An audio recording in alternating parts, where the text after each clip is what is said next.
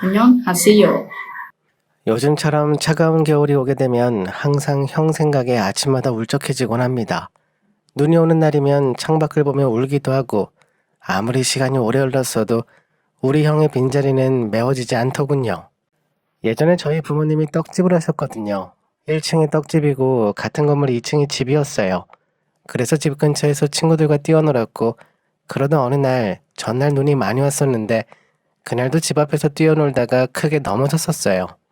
아직도 팔꿈치에는 그때 상처가 남아 있습니다. 그것 때문에 겨울 내내 깁스를 하며 지냈었고 다친 팔이 하필이면 오른팔이라서 그동안 저희 형이 저를 씻겨주고 먹여주고 하면서 제 옆에서 한시도 떨어지지 않았었어요. 그리고 얼마 뒤 또 눈이 내리기 시작했는데 부모님은 저보고 밖에 나갈 때 조심하라며 깁스한 팔을 만져보시며 나무라셨고 그렇게 시무룩해진 얼굴로 잠이 들었는데 다음날 새벽에 눈을 떠보니 형이 안 보이는 겁니다. 저희 집이 방 2개짜리 작은 집이어서 형과 한 방에서 지내고 있었거든요. 그래서 형이 어디 갔나 싶어 창밖을 봤는데 그 추운 겨울날 새벽에 혼자 집 앞에 나가 눈을 쓸고 있는 거예요. 그때가 형이 중학교 때 다닐 때였고요. 제가 초등학교에 다녔었습니다. 저희 형은 집 앞에 쌓인 눈뿐만 아니라 다른 가게 앞까지 다 쓸고 있었어요. 왜 저렇게 하나 싶어 자세히 보니 제가 초등학교에 가는 길목을 쓸고 있었어요. 저는 아직도 그날 새벽에 봤던 모습을, 우리 형이 눈을 쓸던 뒷모습을 잊지 못합니다. 그 빗자루 소리도 생생히 기억나고요. 요즘도 눈이 오는 날이면 유독 생각나더라고요. 그래서 형이 하는 말이면 무조건 따랐어요. 형이 하지 말라는 일은 하지 않았고 형에게 칭찬받는 일이 세상에서 제일 좋았습니다.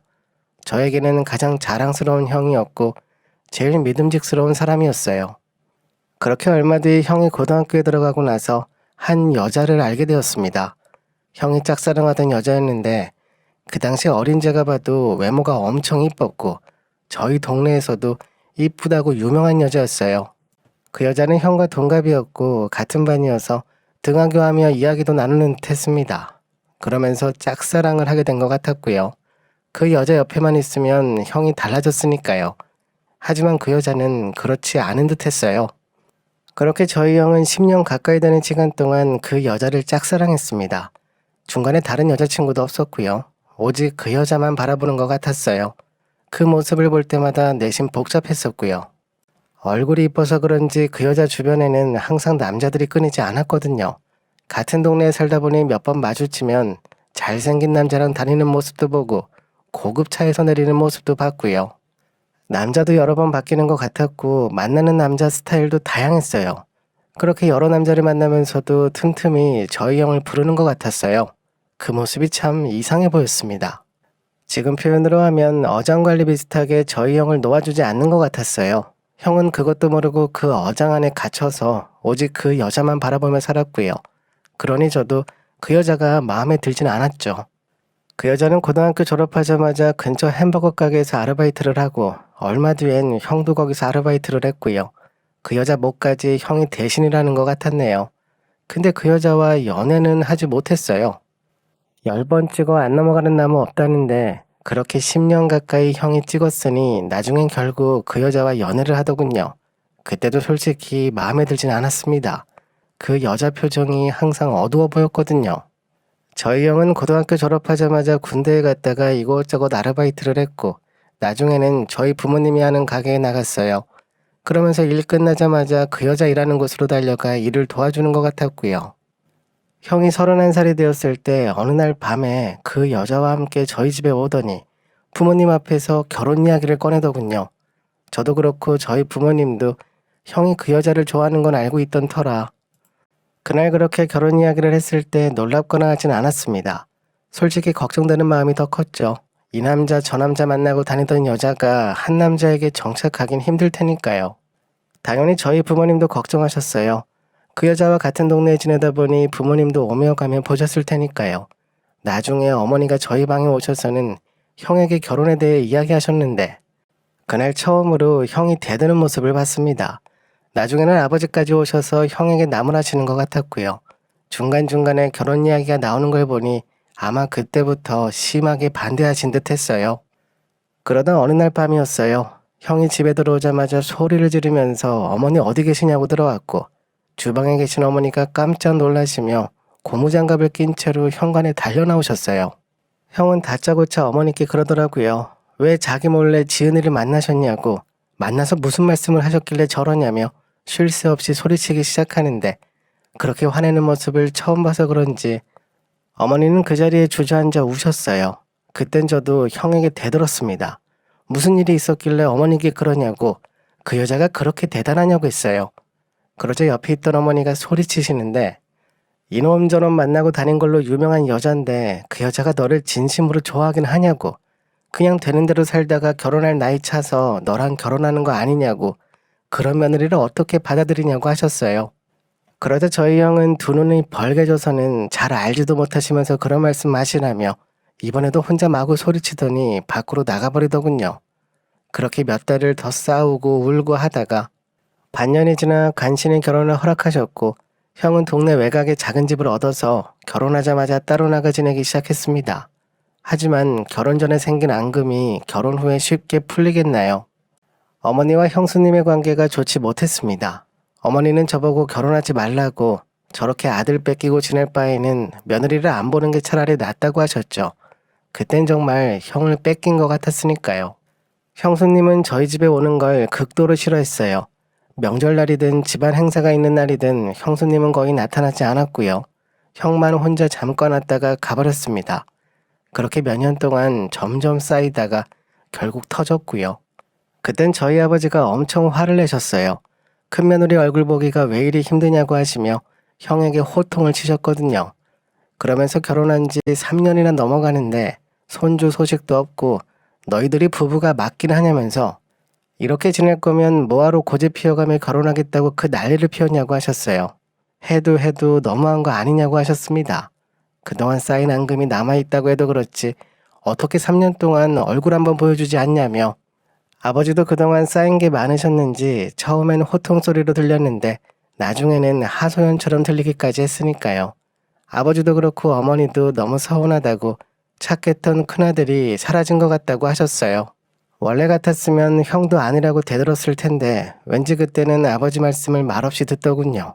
저는 옆에서 형이 또 화를 낼까봐 조마조마하며 지켜보고 있었거든요. 그리고 얼마 뒤 형수님이 집에 왔습니다. 예전과 변한 건 전혀 없어 보였어요.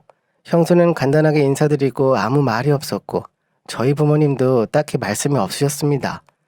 그렇게 앙금이 조금씩 녹아 없어지나 싶었는데 역시나 또 한 번 큰 소리가 나더군요.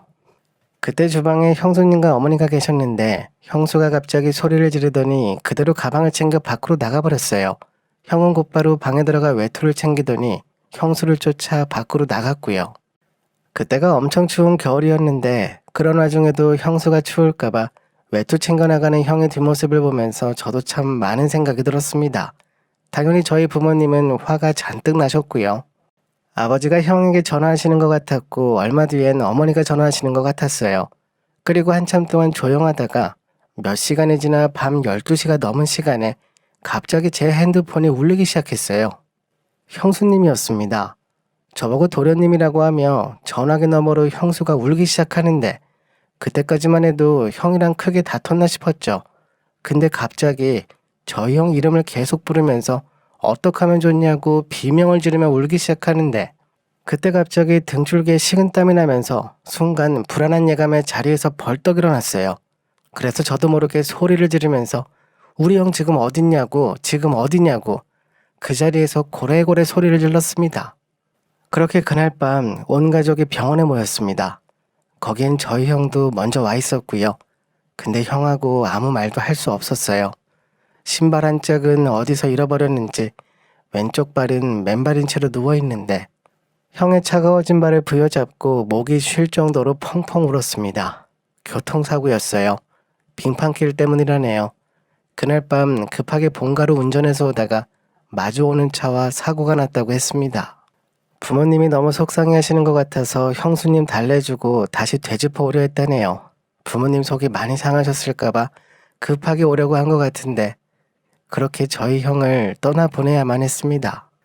그 당시 형의 나이가 34살이었고 저는 29살이었어요.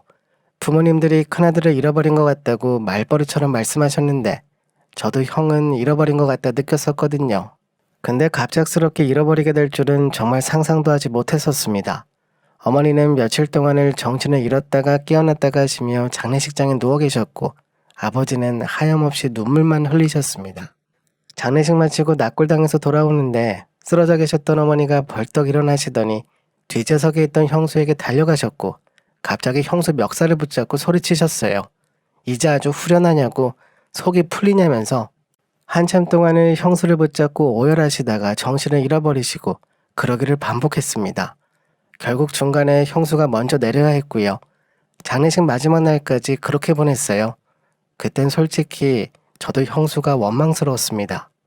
지금 되짚어 생각해보면 그땐 저도 원망할 사람이 필요했나 봐요. 처음부터 형수가 마음에 들지 않았었고 결혼 후에도 그건 마찬가지였으니까요. 그렇게 며칠이 지나 이건 아닌 듯 싶어서 제가 직접 형수를 찾아갔습니다. 가서 뒷정리도 좀 도와주고 앞으로 어찌 지낼 건지 이야기도 해보려고 했습니다. 형수가 걱정되기보단 그렇게 해주길 형이 원할 것 같았어요. 그때가 오후 3시쯤이었는데 형네 집 앞에 도착하니 현관문이 열려 있었고 집 안에서는 남자 목소리가 들렸습니다. 무슨 일인가 싶어서 올라가 보니 처음 보는 어떤 남자가 짐 정리를 하고 있는데 형수는 거실에 앉아 멍하니 있었고 그 남자는 혼자 우리 형 집 구석구석을 다니며 자기 멋대로 정리정돈을 하고 있었어요. 당연히 그 모습을 보자 화가 치솟았고 곧바로 소리를 지르며 달려갔습니다. 누군데 우리 형 집을 함부로 정리하고 있냐고, 당신 누구냐고 했어요. 그러자 그 남자는 화들짝 놀라면서 직장 동료라고 큰일을 당했다고 해서 도와주러 왔다며 저보고 누구냐며 째려보는 겁니다. 형수 외모가 그때도 대단하긴 했거든요. 결혼한 여자라고 생각되지 않을 만큼 처녀라고 해도 다 믿을 정도여서 옆에 있던 형수 얼굴과 그 남자 얼굴을 계속 번갈아 보며 소리를 질렀습니다. 그렇게 제가 옆에서 난리를 치고 있는데도 형수는 아무 말도 하지 않고 앉아만 있길래 제가 형수에게 바로 쏴붙였어요. 우리 형 떠난 지 고작 일주일밖에 안 됐는데 그 사이에 다른 남자를 집에 들이냐고. 젊었을 때 그 버릇 어디 가겠냐고 했습니다. 결혼하고 나서도 이렇게 만나고 다녔냐고. 그땐 저도 엄청 흥분해서 고래고래 소리쳤어요. 형수는 아무 말 없이 고개만 숙이고 있었고요.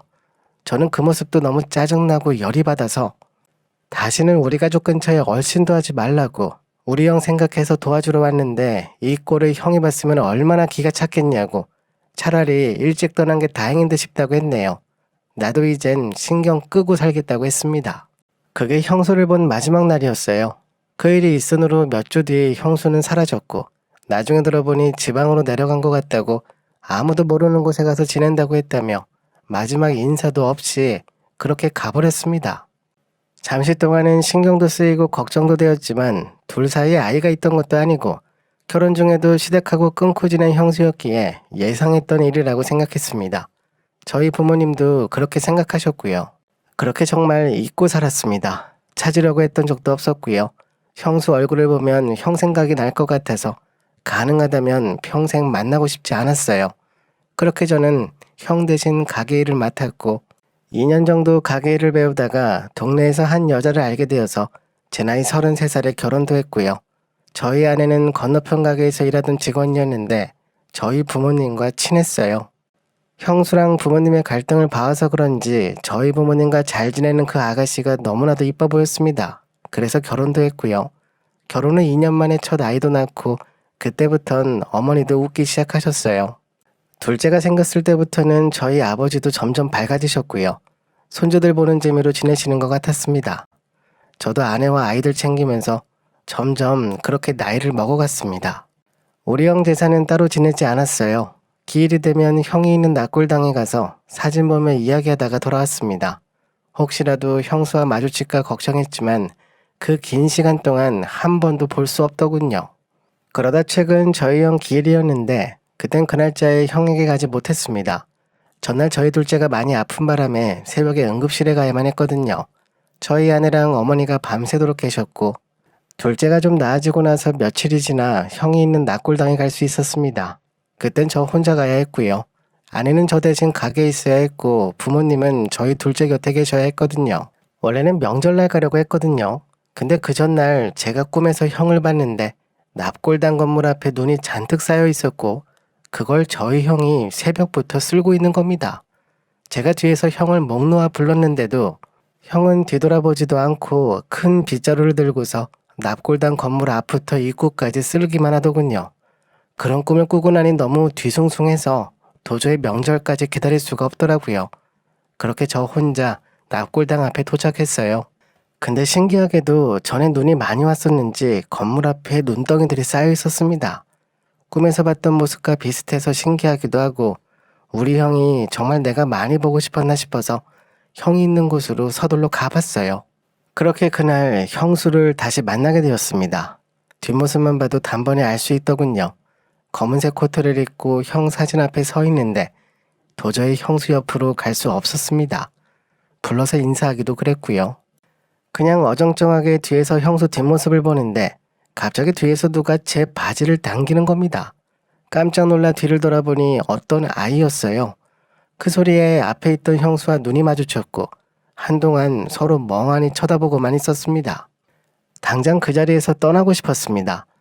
근데 처음 보는 아이에게 바지가 붙들려서 뒤돌아 나가기도 힘들었습니다. 제가 다리를 툭툭 움직여봐도 그 아이는 해맑게 웃으며 제 바지를 붙잡는데 그러자 형수가 갑자기 달려나오며 그 아이의 팔을 붙잡고 부둥켜 안는 겁니다. 근데 그 아이의 걸음걸이나 행동들이 조금 이상해 보이긴 했어요. 저를 보며 자꾸 웃는 것도 그렇고요. 형수가 저에게 먼저 인사하더라고요. 그동안 잘 지내셨냐고 오랜만에 뵙는다고 하길래 저도 잘 지내셨냐고 인사했습니다. 그 짧은 인사말을 나누는 동안에도 그 아이는 제 옆에 다가와 바지를 붙잡았고요. 제가 그 아이와 형수를 번갈아 보고 있는데 앞에 있던 형수가 갑자기 울기 시작하는 겁니다. 그 모습을 본 순간 저도 자리에 주저앉아서 옆에 있던 그 아이의 얼굴을 자세히 봤습니다. 얼굴 눈매며 보조개가 들어간 위치까지 그냥 딱 저희 형 어렸을 때랑 똑같이 생겼더군요. 반곱슬 머리카락까지 어찌나 똑같은지 형수는 그런 제 모습을 보며 소리내어 울었고 처음 보는 그 아이가 저에게 안기는데 그 순간 저도 모르게 눈물이 쏟아졌습니다. 그렇게 그날 우리 형 사진 앞에 앉아서 형수와 한참 동안 이야기를 나눴습니다. 그 아이는 저희 형 아이가 맞다고 하더군요. 나이는 올해 10살이 되었다고 했고 형이 떠나고 얼마 뒤에 임신을 확인했다네요. 근데 아이가 걷는 모습이 조금 이상해서 혹시 어디가 다쳤냐고 물어보니 태어났을 때부터 한쪽 다리가 그랬다고 처음엔 잘 걷지도 못했었는데 요즘 많이 좋아졌다고 하는 겁니다. 그동안 여수에 내려가 지냈다고 했어요. 친정오빠가 거기서 식당을 운영하고 있어서 일 도와주며 함께 지내고 있다고 하더군요. 그렇게 한참 동안 이야기를 나누며 형수 얼굴을 자세히 살펴봤는데 그동안 혼자 고생을 많이 해서 그런지 예전 형수의 모습이 아니더군요. 그래도 혹시나 해서 제가 조심스럽게 혼자 지내고 계시냐고 물어봤는데 형수가 활짝 웃으며 아니라고 둘이 산다고 아이랑 둘이서 잘 지내고 있다고 하더군요. 아이가 달리는 모습을 보고 싶어서 돈도 열심히 벌고 재활치료도 받고 있다고 나중에 아이가 더 건강해지면 그때 인사드리려 했다고 하는 겁니다. 그땐 솔직히 무슨 말을 더 어떻게 해야 하나 아무 생각이 없었어요. 한 번에 새로운 이야기를 너무 많이 들어서 그런지 혼란스럽기도 하고 어떤 말을 해야 할지도 전혀 모르겠더군요. 그렇게 다 같이 납골당 건물 앞으로 나왔는데 형수가 갑자기 그러더라고요. 오늘 남편한테 와보길 잘한 것 같다고 꿈에 남편이 혼자 납골당 앞을 쓸고 있어서 왜 저기서 계속 빗자루질만 하나 싶어 급하게 올라와 본 거라고 하는 겁니다. 그 이야기를 듣는 순간 길바닥에 주저앉아 형수님 팔을 붙잡고 펑펑 울었습니다. 그동안 내가 연락도 없이 지내서 미안했다고 혼자 아이 키우며 많이 힘들었을 텐데 오죽했으면 형이 꿈에 나왔겠냐고 했습니다. 제 꿈에도 형이 나왔다고 했어요. 나도 그래서 와본 거라고. 근데 와서 보니 형이 왜 그렇게 빗자루로 쓸고 있었는지 이제야 알 것 같다고 했습니다. 그러자 형수도 제 팔을 붙잡고 울더군요. 그날 집에 돌아와서 부모님께 말씀드렸고요. 며칠 뒤 저희 가족 모두 여수에 내려가서 형수님과 조카 얼굴도 보고 왔습니다. 부모님이 엄청 좋아하시더라고요.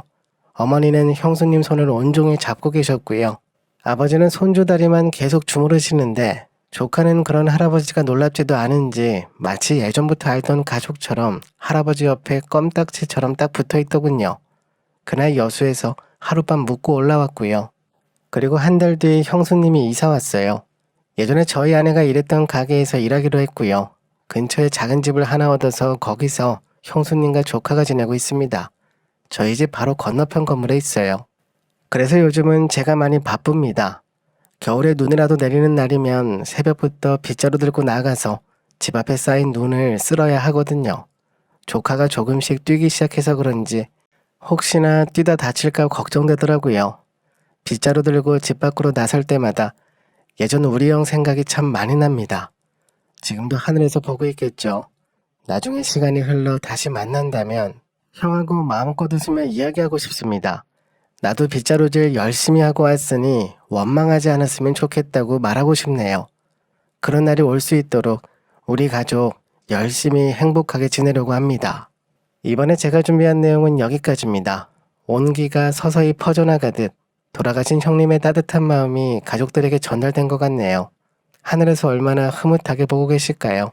오래오래 따뜻하게 지내셨으면 좋겠습니다. 오늘도 저희 채널에 와주셔서 감사합니다. 지금까지 썰대표였습니다. 안녕하세요.